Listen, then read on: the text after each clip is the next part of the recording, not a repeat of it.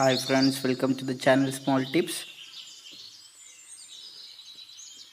Today let me show you how to reuse your old scooter tires. First I am mixing the paints which I am going to use.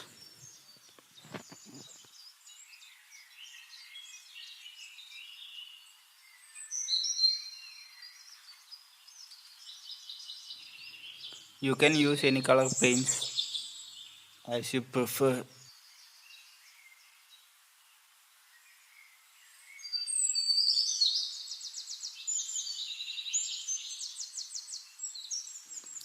Let me paint it and I'll show you the finished products.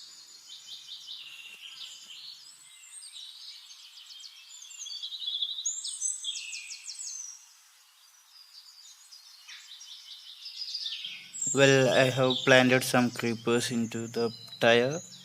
This is how it looks. Thank you for watching. Please subscribe my channel.